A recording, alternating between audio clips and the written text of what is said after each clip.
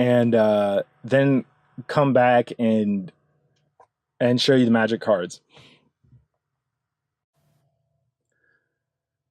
Okay, so we're here, we're back, we're ready to look at these fucking magic cards. So what I did here, as you could see on the screen, like I got magic card on the left, then the card name, the set name, the year released really, but it fit easier into a smaller box if I said year made. Because they technically work on magic cards in advance, but release was just a longer word, so this is able to be smaller and give you better resolution on the picture. The propaganda and harassment is over here. So, okay, let me say real quick. You're probably not going to see it right away. You're probably just going to notice tiny things, like, because of two reasons. First of all, I think you need to see a lot of pieces of the puzzle before you start seeing the overall picture. Second of all is that I put them in the order of the year they were released, not like order of importance, but I think that's necessary in order to like just have it make sense and have this. It also kind of goes like according to how things were going in my life, so it's like it just makes the most sense this way. Now anyway, okay, so let's start. And again, you might not see it. Please don't skip around. Please don't X out of the video. You might not see it at first. Stay with me. I promise you by the end, you will understand that that they were doing this. They were printing harassment and propaganda on the cards to target a scandal victim. And they were probably bribed by WCU. And I believe they were bribed. In fact, I'm just saying they must have been bribed. But you will see for sure that they were propagandizing and harassing on these magic cards. You will see it, but it could take a little time. So please don't just skip around. You know, it's like you probably watched the whole Making a Murderer documentary. I guess some people haven't watched it, but I mean, you can't just skip around and expect to understand. You really have to give it a chance. Just please give me a chance. You'll see it. I promise you if you just stick with me. Okay, so let's start. Encroaching waste. They were foreshadowing that the waste cards were about to be printed. WOTC works on sets far in advance. So there was like encroaching waste. It's coming your way. And the waste I'll get into later. It was like the waste symbol is the symbol of Caesar, and there was a frame in the Dawn of Planet of the Apes movie, and you'll see later. They were like foreshadowing. You'll see. Now they even named a set Conspiracy, dude. Like what happened to me was a conspiracy. It was a by like colloquial terms, it was a conspiracy, but also there's conspiracy laws, which is why I was suing them for discrimination under color of law and an illegal conspiracy to frame me. It's okay. They even it's a word that we use to talk about something, but it's also something in legal matters. They even have like conspiracy to commit bank robbery. Like, isn't that what happened to Mac Dre? And like conspiracy to commit murder, conspiracy to do this, There's all sorts of legal conspiracy stuff, and they did a conspiracy to me. So like the people who framed me at WCU. So then they name a set Conspiracy, dude. But it's not just that. Don't just think I'm just saying that. Stick with me. You'll see it. Okay, Power Play looks like Josette. Josette is Josette Joy Anderson. She's this chick that I had a crush on back in the day. It might have started in 2013 or 2014. But they were printing a lot of cards about her, and you'll see as we go, because she was spreading all sorts of crazy, shitty rumors. And we'll get to that later, okay? And we will get to that. You'll see. We'll get to that, dog. You just stay right there. Okay, looks like Josette making a power play. WOTC was printing lots of cards with artwork reminiscent of Josette Joy Anderson, and its card number is 8. So yeah, 8 of 210. So like they were printing cards like her, and this happened a lot. And card number 8 for power play with Josette on it. Come on. Card number 8, the number of Uden, and on IBM's Hall Earth Punch cards, same reason they held the trial on the 8th. Bite of the Black Rose. Okay, Psychosis is mentioned, and I had the Black Lotus document was submitted to student conduct. Now, okay, I have to tell this story, and I debated like what to do. Should I just not say it? Like people won't understand. People will use it against me, even though they know, like the cover up artists, fake snitching game, they'll use it against me. But I decided I'm gonna tell it here. Basically, okay, in 2011, in 2010, after the frame, like there was months where at first I stayed in Pullman for like a month or so, and then I moved back to my parents' house, and I was there for months just going to public law libraries, and going to public law libraries and working on representing myself because my parents were refusing to help. They were refusing. They're like, we're not getting involved. We're not doing this. They wanted me to just sign the settlement and forget about it. And I was like, no. And you know what's funny? They originally offered, we'll pay off your student loans then if you sign that settlement. And they were like, but we won't pay it off if you don't. And I still refused. But they ended up paying off the student loans anyway. They were basically just trying to trick me. But I didn't know that. I swear to you, I didn't know they were trying to trick me. I was just going to go for it no matter what. Now, it was like months after the Washington State Bar Association was refusing to do anything about what happened to me. The whole like state government, like I told all the fucking news organizations in the state, they're not the government, but I'll get to that. I told the Washington State Bar Association. I didn't originally tell the Equal Opportunity Commissions because I didn't know, but I eventually did. And within like the time frame necessary, but so the EEOC, the State Bar Association, and I was telling the Attorney General of Washington, like, and eventually it led to I sent some extreme shit, but hey, I sent some extreme shit, and they charged me with harassment and cyberstalking because of a death threat. Now, okay, Stephen Avery did the same fucking thing. Like he was pushed to the limit and sent a death threat. Hey man, we're brothers. What can I say? And like, I know it's like funny that people are like, oh, but you were framed for a threat and then you like did it later. But also I was being fucked over by the government system. Dude, I told everybody. I told all the news organizations. I told the American Bar Association, the Washington State Bar Association, the Equal Opportunity Commission. I was telling the Attorney General's office, although I didn't know at the time, technically they would represent WC if you're suing them. So they're like not my friends. Although in other cases, like when it's consumer stuff, they'll file a lawsuit against like a private company to represent consumers and win a bunch of money that they probably squander on some dumb shit, like pretending to help the citizens or whatever. And like, so I assumed they would be there to help me, and they weren't doing anything. But I don't know. I just sent a death threat basically to a politician and his fucking kid. And like, I understand you guys aren't going to like me because of it, but like, who gives a shit? I don't know how to explain it. Like, it's just, I got provoked into it. And it was like, my family was abandoning me. And it's like the timeline. If you look up that case, like it happened in fall of 2010 when it happened. It was in fall. And it was like, they arrested me, took me to Thurston County Jail, and I was in Thurston County Jail for the holidays. I didn't get out till 2011, but I was only in there for 60 days. They held me all 60 days. They told me there was no bail. I eventually found out when I was applying to law school and I had to request the final outcome document from the court. They were saying, oh, there was $500 bail for each charge, but that was bullshit. When I was in there, they forced a public defender on me, and I couldn't figure out why at first. I was like, no, I don't want this public defender. I want to represent myself because I don't trust them, not because I wouldn't use a lawyer, but because I didn't trust this public fake ass defender, which they call public pretenders in jail, because everyone knows they're fake as fuck. It's like, I don't know, like there probably are some good ones, but there's a trend in where they're fake as fuck. Like they just need to clean up that system and have less corruption in it.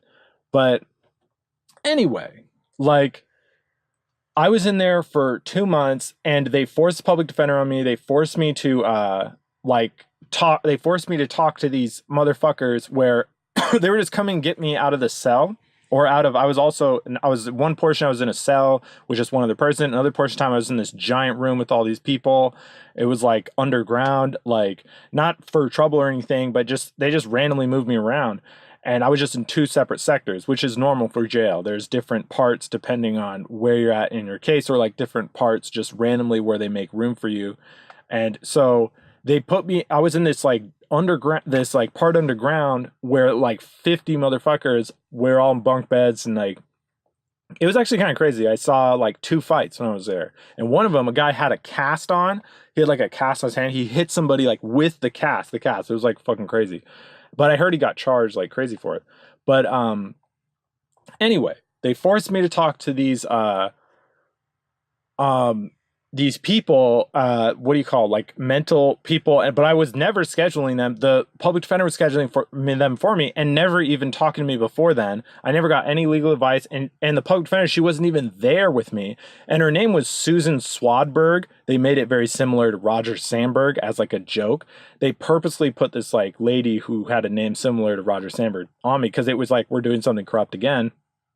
They just asked me like the dumbest questions. At first I refused. And like one time I like literally answered like a couple questions without saying anything weird. I was just like, no, that I was at WCU. They framed me, and the media's covering it up. The government's refusing to work with me. The FBI didn't do anything. The Washington State Bar Association didn't do anything. The Southern Poverty Law Center didn't do anything. The ACLU didn't do anything, although those are like private entities, but still they were obviously doing it as a political favor. I told the American Bar Association, I don't know if I just mentioned that, Washington State Bar Association too, but they're the licensing agency that like you have to tell, or you don't have to tell, you have to tell the Equal Opportunity Commission to be able to file a lawsuit against the state. I guess you wouldn't have to tell the Washington State Bar Association, but they're the licensing agency that gives out licenses to practice. Now, anyway, they diagnosed me with a fake ass diagnosis of psychosis, which basically, well, doesn't basically mean, but one of the parts of it is that you see things that aren't there and you hear things that aren't there. What a coincidence that they put that on a scandal victim. The recordings they exist. The recordings prove everything. I wasn't hearing things or seeing things. They were trying to make a scandal victim, seem crazy in order to cover up the scandal. And they were forcing it on me. They forced everything. And I didn't say anything. Like, I was not worried about those charges at all, because I had the greatest affirmative defense of all time, that I was just going to say that, I was under emotional insanity because of this scandal and the government cover up that ensued. And my family abandoned me. And that's like, if you can prove that you're the victim of a giant scandal, and the Washington State Bar Association, for example, was refusing to enforce its own rules, even though you were alleging that they broke the rules and you had a great case for it, and they're refusing to investigate. And the media organizations, the news organizations, were refusing to report it, even though it was newsworthy. And, Southern Poverty Law Center, ACLU, never even contacted me back. You can prove that, which I could have. And that's what led to me to doing this, because the government is fucking me over. And that's why I sent a death threat to a politician and his stupid fucking kid, who's also a politician. And it was Rob McKenna and his stupid daughter, Madeline McKenna. And ultimately, like, I don't feel bad at all, because instead of just handling it in a court where they would be transparent with their voters, the people whose tax dollars pay their salaries, and just like giving me that punishment, I've gone through 8 years of being harassed by the government. I studied for the LSAT for a year, applied to 22 law schools, was denied to every one. They were obviously just told not to let me in. I got harassed out of a game that I spent 7 years playing. I get deprived of things all the time. And I even see harassment down here in California now that I live in California. And like, they just won't leave me alone. And it's like, I'm sure behind closed doors, they use that as like political, like, fuel. They use it against me, and they use it as an excuse. Like, oh, we're doing it for this reason. I'm sure it's like an excuse. Like, oh, print shit in magic cards for this reason. It's like 2 gross misdemeanors. It wasn't that big of a deal. And I had the greatest affirmative defense of like emotional insanity. Like, that was, I'm no lawyer. That was my best guess as to what it would be. I don't believe it'd be provocation. I believe it'd be emotional insanity. If there's something else that would cover it better, I'd be interested in hearing. But like, the old me never would have just done that, to a politician, to someone that I didn't know. I never would have done that. It was the circumstance that drove me to it, and the government cover up. I think it would drive anyone crazy. And the government harassment I was going through, it would drive anyone crazy. I mean, I had a car accident blamed on me that I didn't do. I've been forced to pay taxes I didn't know. Overall, for 2 gross misdemeanors, I've done like 10,000 times more than my time should have been. And like they're just going to keep using it against me for this political bullshit. So even if you don't like me for it, like at least vote for a lack of corruption. At least vote that they just should have handled me in a court. They shouldn't have a secret political court where they just like torture me for all these years over it. Because it just makes me think like, God, I should have just followed through. Like, why didn't I just vote this guy and his daughter are assholes? And he is. Like, I still to this day think he's a terrible person who he had to know. I'm sure the state government knew about the fucking corruption. So they had to know about the things going on at WCU. Basically, they were just waiting for it to get too big to cover up. So I don't actually feel bad about it. I don't know how you feel about me. Maybe you hate me, but I just encourage you to think about, no matter what, they should have just handled me in a court. They shouldn't have done this secret political bullshit where ultimately they're doing it to cover up the racist scandal, not because they give a shit. And, oh yeah, and I had to do 60 days in jail over it also. And I still have to walk around with those charges on my record. And I was taken to a mental hospital when I shouldn't have gone and had a false, diagnosis put on me. Like I've gone through a lot over those 2 gross misdemeanors. I've gone through a lot. I had to do 60 days in jail. I have things on my permanent record, and I've been tortured basically politically for like 8 years because of it. And they just keep attacking me, and they're just going to keep using it as this bullshit excuse as if they care. And it's like, one thing I had said at one of the hearings of that case was like, I said, he doesn't care at all when it's everybody else's kid, but when it's his kid, all of a sudden it matters. And man, I stand by that. That's like when your kid is endangered, like all of a sudden it matters. But when everyone else's kid is in danger at WCU, you're the attorney general, you don't give a shit. I mean, even if it's his job to like represent the state of Washington, like the attorney general, they tend to be pieces of shit. The attorney general for Wisconsin defends what happened to Stephen Avery and Brendan Dassey. I believe it's a he, but I know for sure the attorney general of Wisconsin doesn't want them getting out. Like they tend to be pieces of shit. They back up things that they know aren't true. And like they tend to be pieces of shit.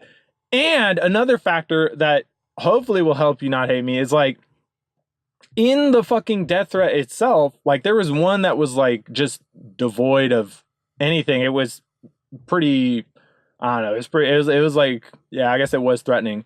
But then there was like another one where I said, just stop the Nazis at WCU. There was 2 used against me. And one of them I said like, just stop the Nazis at WCU. Just do something about it. Just save the people over there, or else I'll do this. And so it was like interesting. I would have made an interesting comic book villain because I was trying to do the right thing while it wouldn't have worked in a comic book, because it would have been like, okay, he's trying to do the right thing though. He's trying to stop the corruption.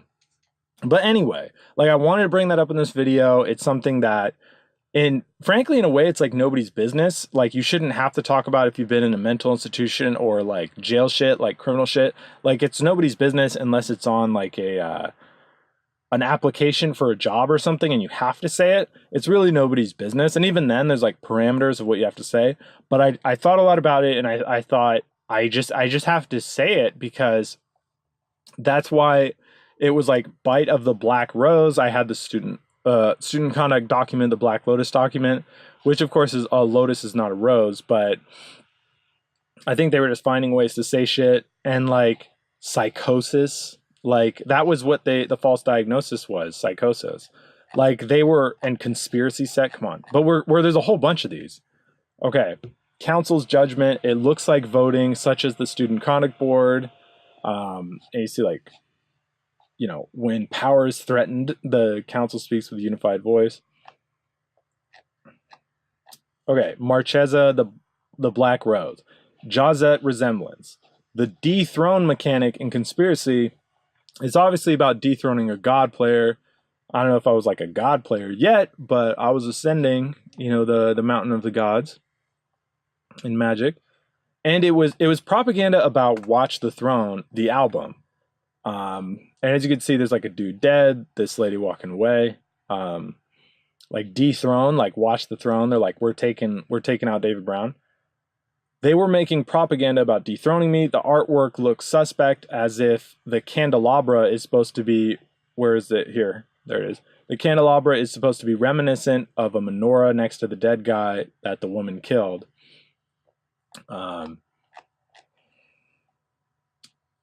So endless obedience. So I wasn't sure about this one. I thought it was suspect.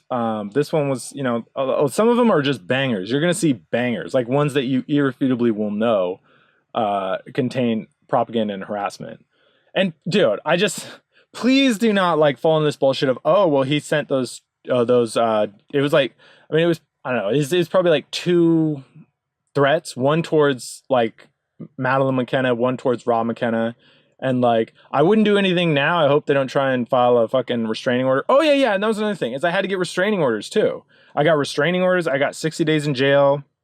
I had to go to, they forced me to go to a mental institution, and they gave me a false diagnosis. And the whole thing, they did a search warrant on my laptop to see what recordings I had. They were trying to cover up the scandal. They were trying to see what recordings I had. Now I had everything already backed up on external hard drives, and they didn't tamper with the recordings at all. They were the same recordings. I compared them to what I had on the external hard drives, and I even had backed them up on discs.